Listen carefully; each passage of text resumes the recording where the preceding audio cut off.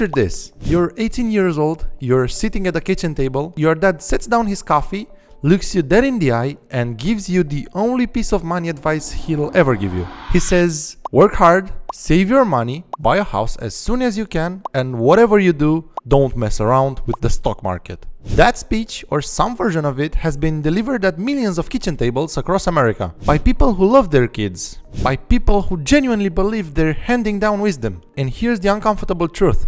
Most of that advice was correct in 1985. In 2026, the same advice, followed to the letter, will quietly make you poor. Not because your parents lied, because the country they were giving advice about doesn't exist anymore.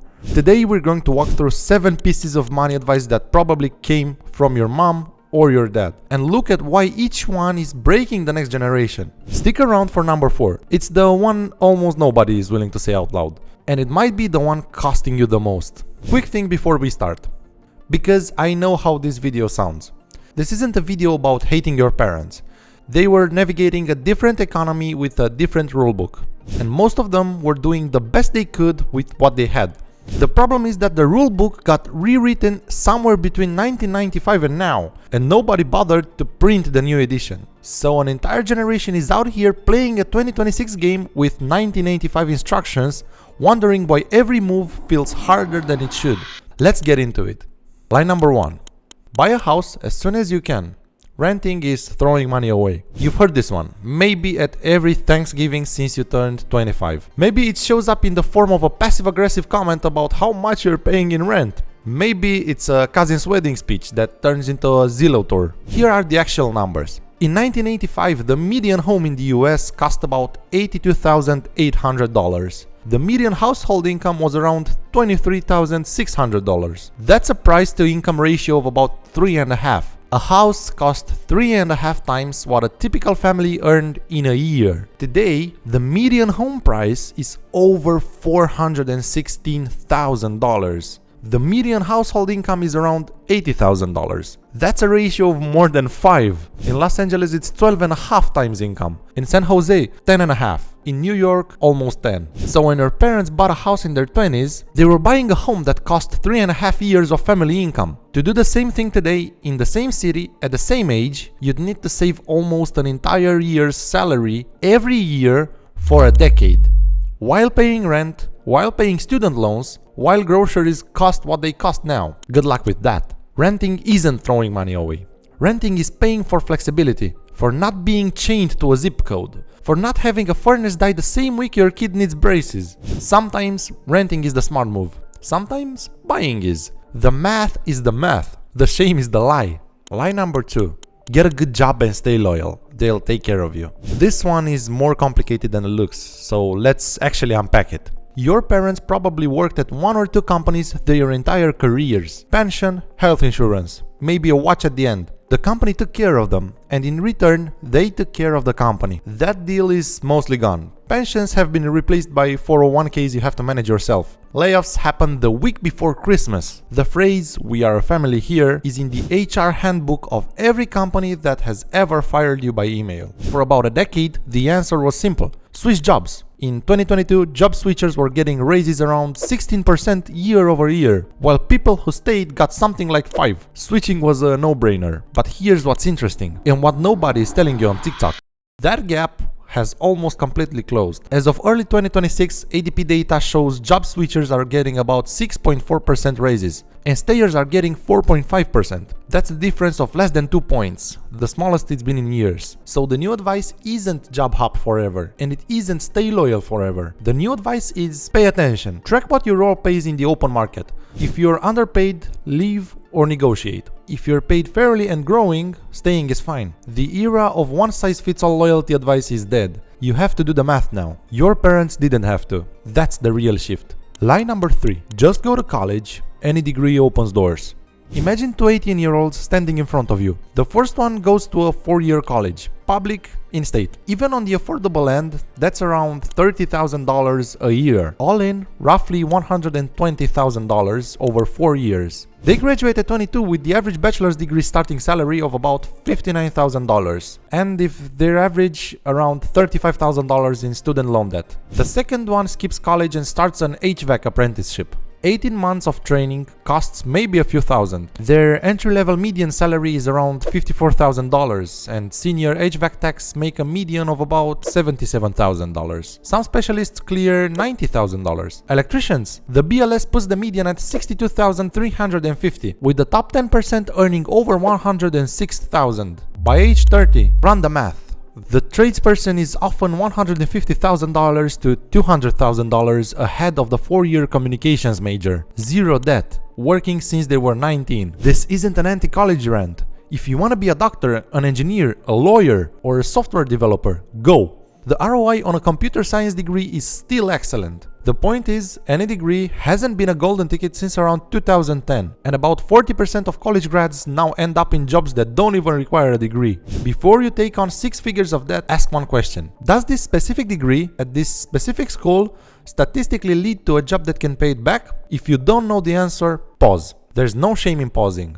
Lie number 4, the one I told you to wait for. Don't talk about money. It's rude. This is the most expensive piece of advice in the entire video, and it doesn't show up on any spreadsheet. Think about what silence around money actually does. Because you don't talk about money, you don't know that the coworker sitting next to you doing the same job makes $15,000 more than you for years.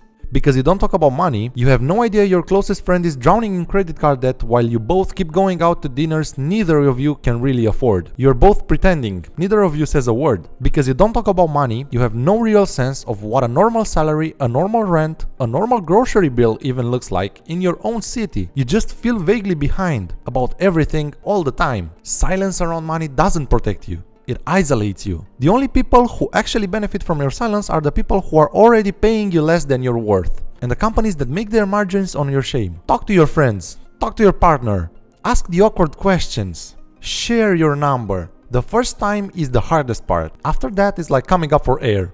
Lie number 5. Debt is the enemy. Avoid it at all costs. Let me be careful here, because I know how this can be twisted. Credit card debt is a wealth-destroying machine. If you're carrying a balance at 20+% interest, that is a real emergency, and it should be the first thing you fix, period. But your parents tended to lump all that into one bucket. Credit cards, mortgages, student loans, business loans, all of it. The enemy. And that's where they lost the plot. There's debt that eats you, and there's debt that feeds you. A reasonable mortgage on a home you can actually afford, that can be a tool. A small business loan that helps you double your income, that can be a tool. Even some student debt, the right amount for the right degree, can be a tool. These are leveraged bets on a future asset. Credit card debt for a vacation, a new car you don't need, the dopamine purchase at midnight, that one will bury you. That's not leverage, that's just expensive feelings. The question isn't, is this debt? The question is this debt buying me an asset, or is it buying me a feeling? The first one, used carefully, can build you. The second one will quietly take your future apart, one swipe at a time. Lie number 6. Investing is gambling. The market is rigged. Just keep your money in the bank. This might be the single most expensive piece of advice in the whole video, so pay attention. Imagine taking $10,000 in 1995 and putting it under your mattress, or in a checking account paying basically zero. Today, that money is worth less than $5,000 in real purchasing power, because inflation has been eating it for 30 years. You didn't lose money on paper, you lost it slowly, invisibly, while feeling responsible. Now imagine you took that same $10,000 in 1995 and put it in a basic, boring index fund tracking the S&P 500. Just left it alone, reinvested dividends, did nothing else. You'd have over $190,000 today. Same starting amount, same person, the only difference is one decision. Over the last 30 years, the S&P 500 has averaged around 10% per year. Over the last 100, about 10.4. That's not a hot stock pick. That's not crypto. That's the entire American economy growing slowly year after year, with crashes, with recoveries, with everything baked in. Buying individual stocks, day trading, chasing the latest meme coin, yeah, that can absolutely be gambling. Owning a tiny slice of the entire economy for 30 years is something else entirely. That's just patience plus math. If you take one thing from this video, one thing, open a brokerage account this week. Put in $20 just to break the seal. You don't have to be smart. You just have to start. Lie number 7, the quietest one and probably the worst. You'll figure it out. Your parents were handed the system, pension, social security, a house that quietly appreciated, healthcare through work, A job that lasted 30 years. The system did most of the figuring for them. They just had to show up. Nobody told you the system was gone. They just told you you'd figure it out the way they figured it out. Which you can't, because the thing they figured out doesn't exist anymore. So your generation has been improvising, quietly panicking, comparing yourselves to siblings, to co-workers, to strangers on Instagram with curated kitchens and ring lights, feeling like you're failing some test nobody handed you. You're not failing. You're playing a different game, with no rulebook, against opponents your parents never had to face. That's not the same thing as failing. Hold on to that. Here's what I want to leave you with.